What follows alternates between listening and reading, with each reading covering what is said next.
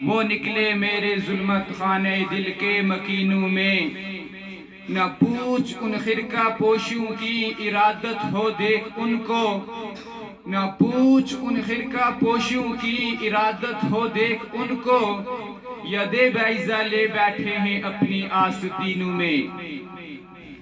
قابل قدر سامعین اکرام اور مہمانان اعظام، آج میں ان یاران باصفا، شاہدان عشق و وفا، وارثان بلال اور عشاق نبی کے تذکرے کی سعادت حاصل کر رہا ہوں، جن کا قلب و جگر نبی کی عظمت سے معمور تھا، جن کا دل عشق نبی سے سرشار تھا، جن کے چہرے پر عزم استقلال کی کرنیں جلوہ فگن تھی، جنہوں نے اہل جہاں کو عشق نبی کا درس دیا، صنف انسانی کو محبت کا پیغام سنایا، جنہوں نے امت مسلمہ کو نبی سے پیار کرنا سکھایا، عشق نبی کا طریقہ بتایا، محبت نبی کا راستہ دکھلایا، جن کو دنیا علماء دیوبند کہتی ہے۔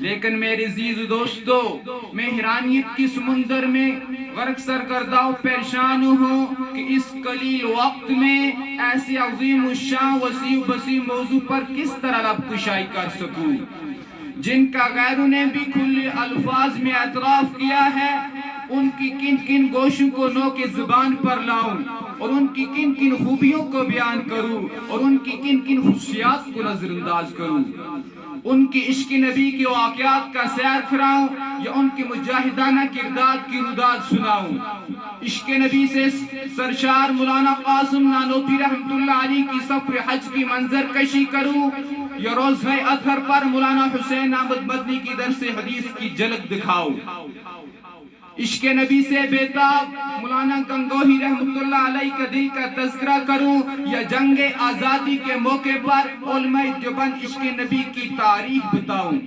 کیا کیا بتاؤں اور کہاں تک بتا سکتا ہوں، خدا را جاؤ اگر تم سے ہو سکے علماء دیوبند عشق نبی کی تاریخ، عشق نبی کی داستان، تاریخ کے اوراق سے پوچھو، مکہ کی گلیوں سے پوچھو، مدینہ کے ریگستانوں سے پوچھو، بالا کوٹ کی پہاڑیوں سے پوچھو، مالٹا کے قید خانوں سے پوچھو، یہ سب تمہیں علماء دیوبند کے عشق نبی کے نغمے سنائیں گے، انہوں نے عشق نبی کی خاطر اپنی جان آفری کے حوالے کر دی۔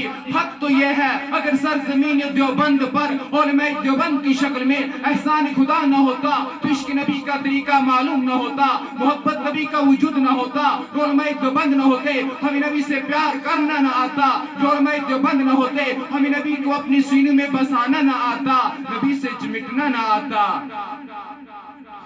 میرے بھائیوں اور دوستو، حضرت مولانا قاسم نانوتوی رحمت اللہ علیہ کی ہستی سے کون واقف ہے؟ انہیں کون نہیں جانتا؟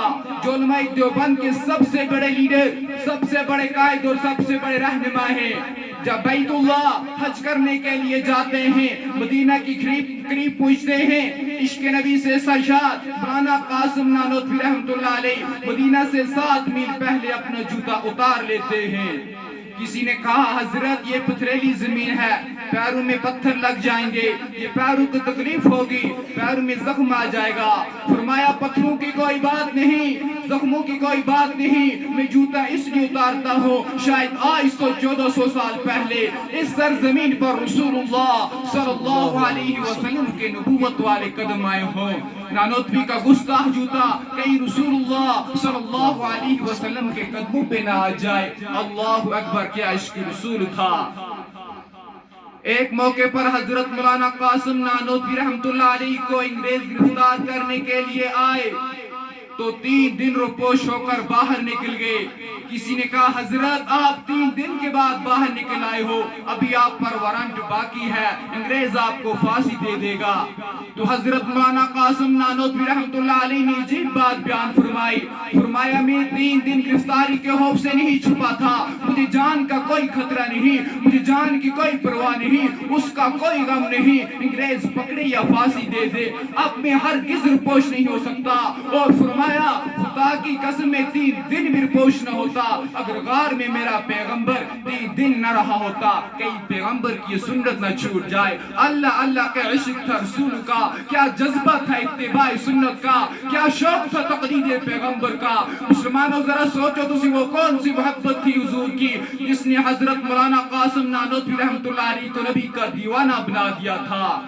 وہ قاسم نانوتوی رحمۃ اللہ علیہ جو حضور صلی اللہ علیہ وسلم کے روضے کے باہر کھڑے ہیں.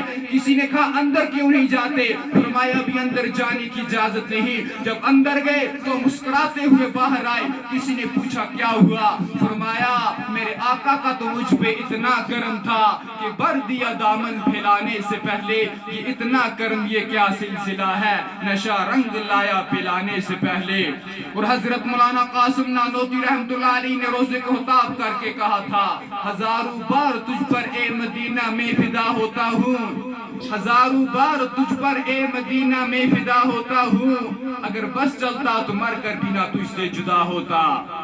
شاہدان رسالت کے پروانوں, قطب عالم حضرت مولانا رشید احمد گنگوہی کو عشق نبی کو کن الفاظ میں بیان کرو جن کی رگ و ریشہ میں شہنشاہ کلیل کی محبت کوٹ کوٹ کر بھری ہوئی تھی, جن کا چلنا عشق نبی, جن کا بیٹھنا عشق نبی, جن کا بولنا عشق نبی, جن کی ہر صبح و شام, جن کا ہر لمحہ عشق نبی سے لبریز تھا, اور جن کے ہر قول و فعل میں عشق رسول تھا.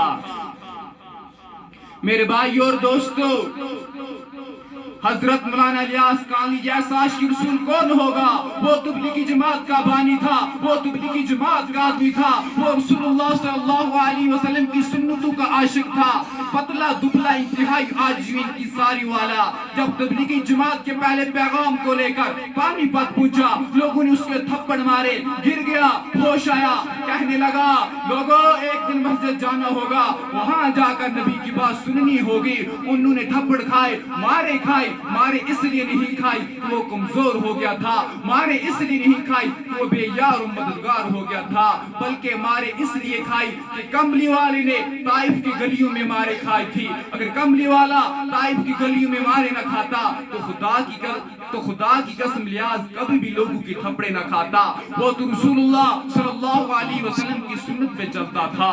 ہاں مسلک دیوبند سے تعلق رکھنے والا ہر شخص نبی کا سچا عاشق رسول ہوا کرتا ہے, نبی کے نام پر اپنے آپ کو قربان کرتا ہے. علماء دیوبند چند کوڑیوں کے بدلے میں اپنے ایمان کو بیچا نہیں کرتے. ذرا تاریخ اٹھا کر دیکھو, 1-2 الیاس نہیں بلکہ تمہیں سینکڑوں الیاس مل جائیں گے. انہوں نے عشق نبی کی خاطر اپنی جان آفری کے والے کر دی. اللہ تعالیٰ کہنے سننے سے زیادہ عمل کرنے کی توفیق عطا فرمائے. وما علینا الا البلاغ.